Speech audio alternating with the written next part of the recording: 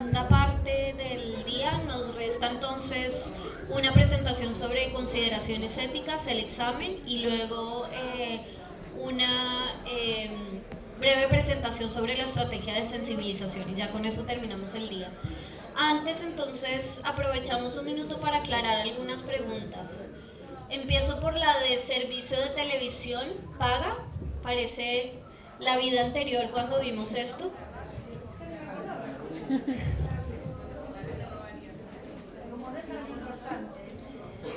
Claro, lo vimos en el módulo de características del hogar.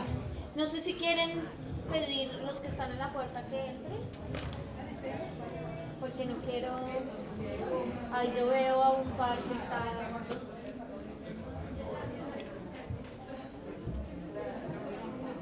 Carla, ¿cómo se hace para poner el PowerPoint aquí?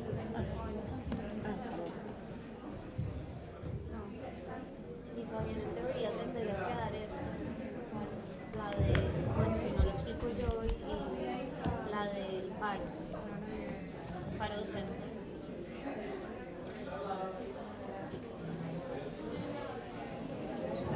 ¿Listo? Yo creo que están todos. Vale.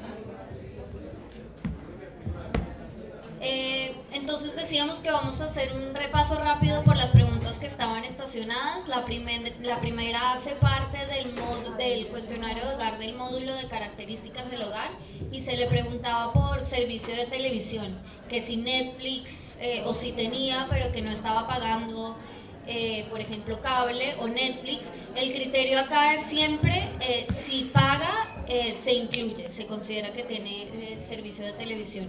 Porque puede tener, por ejemplo, la aplicación de Netflix, pero no paga, por ejemplo, no tiene acceso. O cable, puede tener el aparato, pero no tiene posibilidad de ver los programas, en fin. Esa está fácil. Luego hay una sobre AUH. Había una duda sobre la pregunta TC8, que se pregunta sobre el acceso, sobre si alguien del hogar tiene tarifa social de transporte. Y había una duda respecto de cómo se podía tramitar la tarifa social.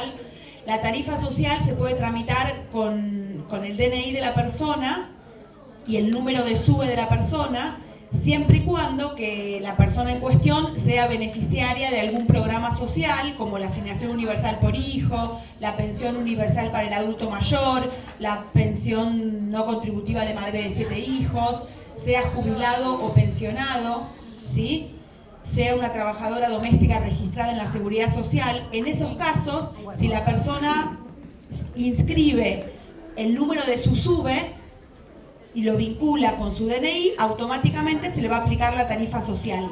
Pero para tener tarifa social tengo que ser beneficiaria de alguno de estos programas que mencioné o trabajadora doméstica registrada.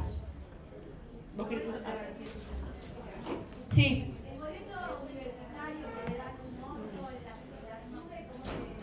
No, lo que existe en algunas provincias o en algunos municipios, pero no en todos, es el boleto estudiantil.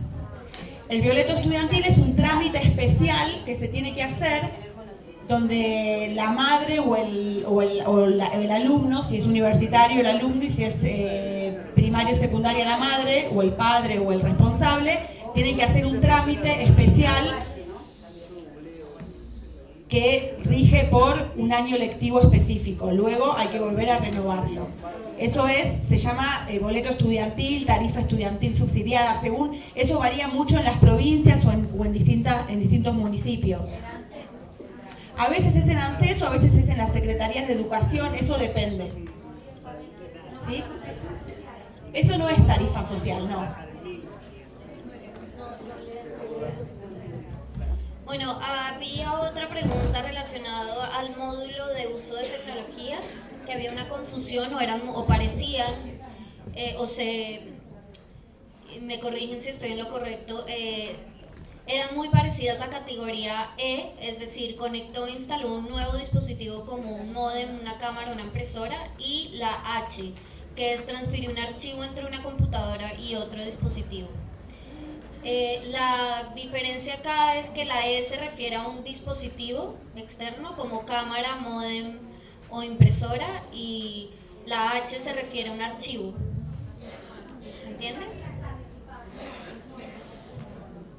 ¿Perdón? O sea, la diferencia es dispositivo y archivo. Luego había una pregunta de la selección en CAPI. Hemos estado intercambiando correos con la procesadora y me parece que me gustaría que ella durante la sesión de CAPI les explicara como más detenidamente y con el lenguaje técnico que se requiere. Así que esa me la salto, pero queda pendiente. Y finalmente había una pregunta sobre el paro docente y acá tú quizás lo expliques mejor. Lo del paro docente hacía parte del cuestionario de 5 a 17 en el módulo de participación de los padres. Sí, la duda había saltado básicamente porque la pregunta, lo estoy diciendo de memoria, decía, ¿estuvo cerrada la escuela o el colegio?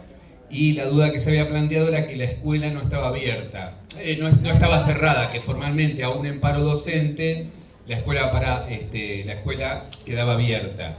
En rigor de verdad, la escuela siempre está abierta, excepto que se cierre, como el caso, bueno, el más conocido que tenemos nosotros, el Moreno, cuando estalló la garrafa y cerró literalmente. Es decir, la escuela, aún con inundaciones, está abierta, el tema es que no se puede llegar. Ahí, digamos, la pregunta lo que trata de indagar es si se perdieron o no días de clase, y entonces es la percepción del entrevistado respecto de si pudo acceder al colegio o no. A ustedes les puede tocar en suerte que dentro de un mismo radio, a una manzana de distancia, a un lado de distancia, tengan, ustedes no tienen por qué saberlo, nadie está haciendo una encuesta por establecimiento, que tengan a 2 familias, entrevisten 2 hogares que tienen chicos en el mismo colegio. Resultó que en un colegio el docente dio clase, entonces tuvo y nunca va a pasar nunca le va a entrar por la de paro docente, y en el otro, como el docente sí hizo paro, le quedó como que sí estuvo cerrado. ¿Se entiende esto? Es decir, lo que estamos buscando ver es si se perdió días de clases en ese sentido. La escuela nunca está cerrada. ¿Está? ¿Cómo es? A ver, ¿lo tienen ahí a la mano? ¿Pero dónde está? No hay 2 preguntas. En los últimos 12 meses estuvo la escuela de nombre, el nombre que sea, de la escuela del nombre, perdón, del chico, cerrada durante días escolares por alguno de los siguientes motivos: desastres naturales como inundación, ciclón, epidemia o similares, ¿sí o no? ¿Paro docente, sí o no? ¿A dónde están las 2 preguntas? No te lo digo. Buscala. Si la sabías. No, pero después la volví a ver, se vuelve a preguntar si se perdieron días. No, esa es por ausentismo. La que vos decís es otra, pero que tiene que ver con el ausentismo. En los últimos 12 meses no pudo asistir a clases debido a que su profesor o docente estuvo ausente. No estamos hablando ni de paro ni de nada. Puede ser ausencia por paro, ausencia por enfermedad, por vacaciones, por licencia, por lo que sea. Ahí solo dice profesor, pero entendemos profesor. Sí, dice profesor, pero es profesor, maestra, docente, digamos, en el lenguaje que ustedes lo bajen, va a estar bien porque refiere a la relación pedagógica alumno-maestro. Ricardo, vos habías planteado el tema de abierto-cerrado. Porque el problema del concepto de que durante un paro la escuela está abierta también es cómo lo plantea la escuela, no cómo lo ve el entrevistado. Es si para el entrevistado hubo o no clases ese día, si pudo mandar el chico al colegio. ¿Se entiende? La única apertura acá es si por paro docente o no, el colegio estuvo abierto o no para ese chico, para esa familia. ¿Está? Exactamente. De hecho, digamos, en el mismo paro puede suceder que el 100% de los docentes hicieron paro, pero como el colegio tiene comedor, en general mandan en cuaderno de comunicaciones que el comedor permanecerá abierto, porque forma parte de otra situación que el colegio siempre atiende. ¿Está? Pero desde el punto de vista, eso igual es el punto de vista y cómo lo recibe o cómo lo percibe la entrevistada. ¿Está? Sí. Para resumir, solo en aquellos casos que el entrevistado tenga la agudeza de identificar que las escuelas no se cierran, ustedes le dicen sí, tiene razón. Lo que quiero saber acá es si se suspendieron las clases, básicamente. Yo creo que ya. ¿Alguna pregunta quedó pendiente? Porque estaba lo de los libros escolares, ya acordamos que los libros que repartía el Ministerio de Educación, que eran infantiles, no contaban como escolares. Sí, dale. No, y después una que varios de ustedes me lo hicieron particularmente en el pasillo, en los recreos, volviendo al tema original de a ustedes se les selecciona una muestra y les vamos a dar la indicación de, el listador estuvo antes y puso una indicación de hogar con niños menores, hogar sin niños menores. Ustedes van a identificar cartografía en mano y listado en mano, van a identificar la vivienda. Llegan a la vivienda y toman lo que ustedes encuentran al momento que llegaron. Si ustedes llegaron y les habían dicho que había niños menores de 5 años y se encuentran con que no hay niños menores de 5 años, sea porque los chicos menores de 5 años no eran tales o cumplieron años en el camino entre el listado y lo que sea, ustedes toman la realidad tal cual sucedió. Es lo que yo les dije, ustedes van a morir en esa vivienda, morir en el sentido que no se cambie y toman lo que hay ahí adentro. Sea en la realidad que sea, digamos, supónganse que les dijeron no hay niños menores y se encuentran con un batallón de 12 chicos dentro del hogar. Tomarán los 12 chicos, además de corchazo. Pero no eso no se cambia. Lo otro refiere, bueno, lo estuvimos charlando, cuando se considera el chico como habitante del hogar, los casos especiales de tenencias compartidas, cómo lo vamos a trabajar, pero siempre tengan en cuenta, inclusive para todos los miembros del hogar, respecto de la habitualidad de esa persona. Si la persona, les puede suceder que una persona venga a vivir al hogar, hace una semana, la semana anterior llegó, pero está dispuesto a quedarse, se puso a buscar trabajo o vino por estudio, porque es un chico que vino en el interior a estudiar y se queda con un pariente, lo consideran dentro del hogar. ¿Está? Bueno, pero lo que quería plantear es que es dentro de la vivienda lo que encuentren. Más allá de que en el listado les dijimos una cosa y se encontraron con otra. Toman la otra que va a pasar a ser la una. ¿Está bien? ¿Pero eso no modifica la cuota en cada radio? Sí, la modifica, pero es la realidad. ¿Qué le vamos a hacer? Digamos, no la podemos torcer. No la vamos a cambiar. Si ustedes van a buscar 20, de 20 vamos a buscar 10 y 10. Y vuelven con 11 y 9, 12 y 8. Sea para el lado que sea, es lo que vino y no podemos tocarlo. ¿Está bien? Sí, la modifica, pero no la vamos a tocar. Porque en realidad los hogares que están sobremuestrados son los de chicos. Si nosotros hacíamos una muestra de chicos, veníamos de sobre 20, teníamos que seguramente hubiésemos encontrado 4. Hacíamos la muestra en población, no averiguábamos qué es lo que había adentro y seguramente volvíamos con 4. Estamos sobremuestreando precisamente para cubrirnos de eso. ¿Está bien?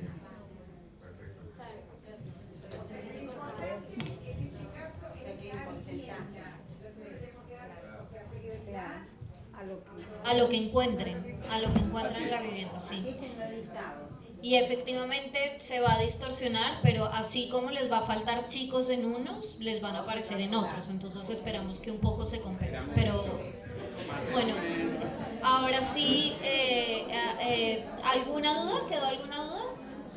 Vamos a hacer entonces una presentación rápida sobre algunas consideraciones éticas. Hemos tocado este tema a lo largo de la capacitación, pero lo puntualizaremos ahora. Y dejo entonces a Alejandro. Bueno, de vuelta.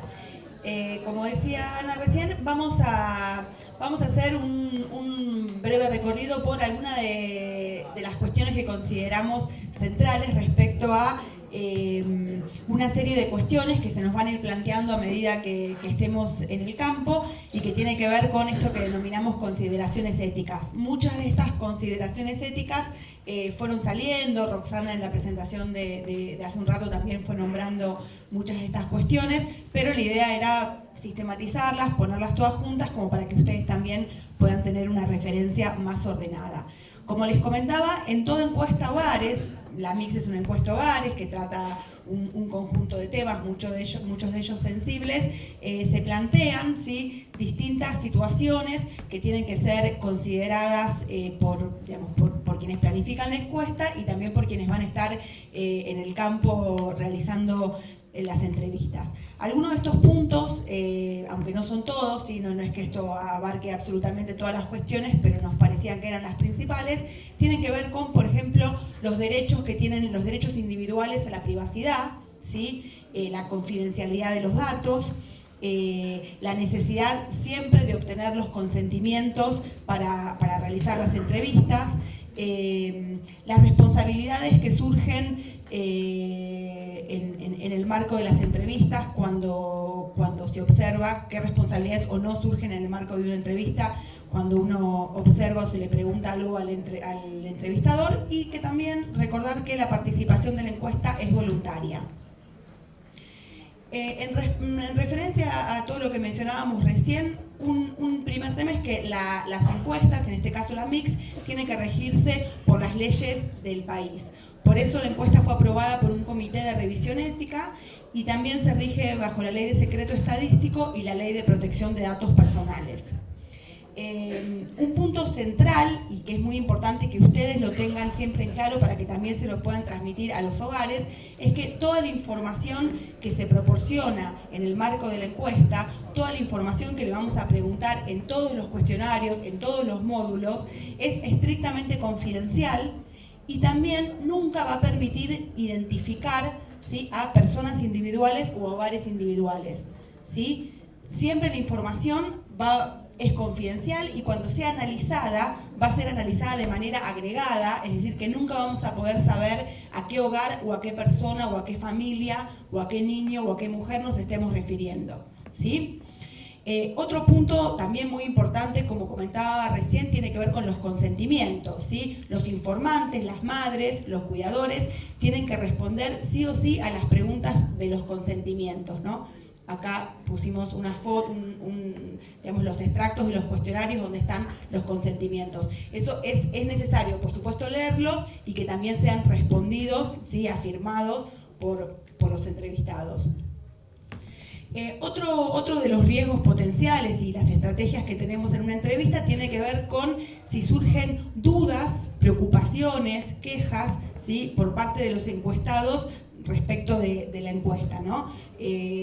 La primera instancia, vamos a intentar, quienes estemos haciendo las entrevistas, tratar de resolver, responder estas dudas, a estas inquietudes, y si no, lo vamos a elevar a instancias superiores.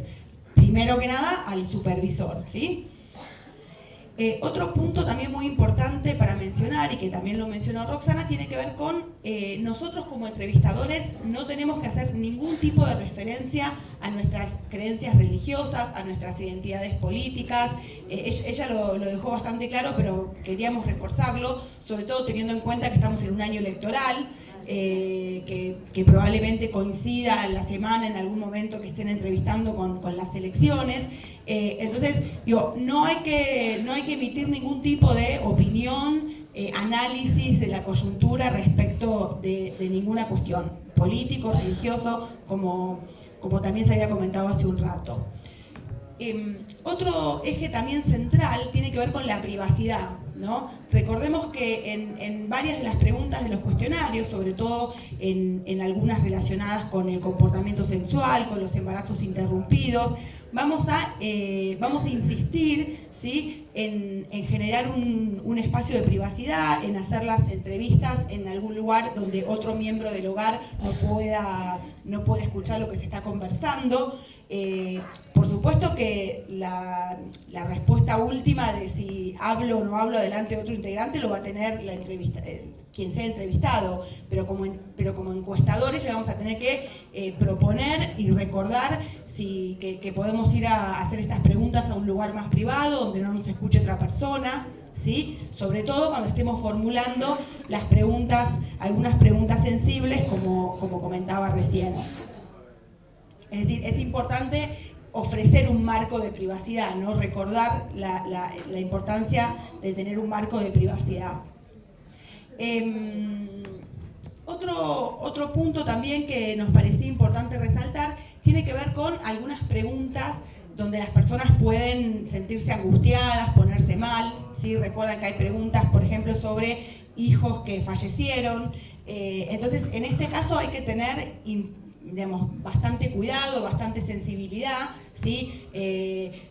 Hacer las preguntas de una manera lo más empáticamente posible, mostrarle a la persona que estamos entendiendo que es una situación complicada, que es una situación difícil, que, digamos, que se tome su tiempo para pensar. Podemos preguntarle si quiere que paremos un ratito, ¿sí? Como último recurso, si vemos que la situación no avanza, que la persona está... Este es el último recurso y es una excepción, le podemos ofrecer omitir esa pregunta en particular. Pero insisto en que esto sería el último recurso, el menos deseado.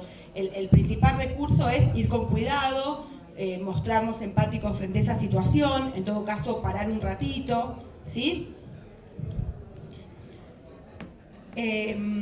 Después también todos los encuestadores, todos ustedes van a tener un listado, ¿sí?, de los organismos provinciales, ¿sí?, que se ocupan de cuestiones referidas a la niñez.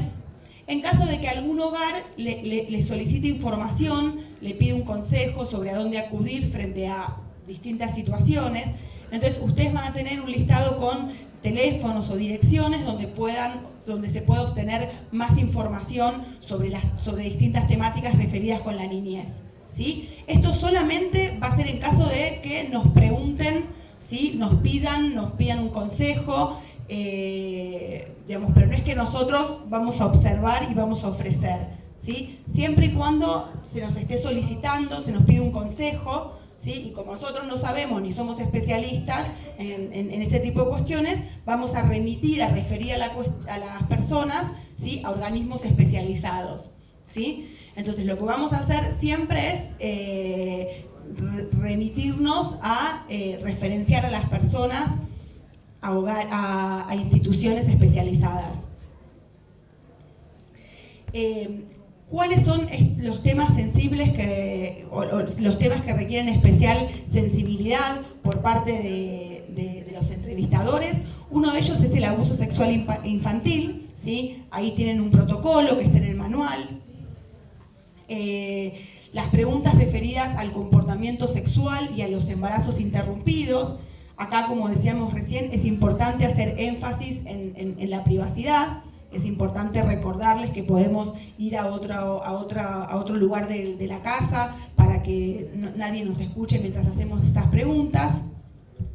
Y después también, respecto del registro de los nacimientos, ¿se acuerdan que habíamos visto un módulo en el cuestionario de niños menores de 5 años sobre el registro de los nacimientos? Si identificamos en un hogar que hay un niño menor de 5 años que no registró ese nacimiento, le podemos ofrecer información sobre cuál es el organismo en la provincia determinada que se ocupa de este tipo de cuestiones, ¿sí? Bueno, estos serían a grandes rasgos las principales situaciones que nos parecía remarcar respecto de las consideraciones éticas asociadas a la encuesta. No sé si...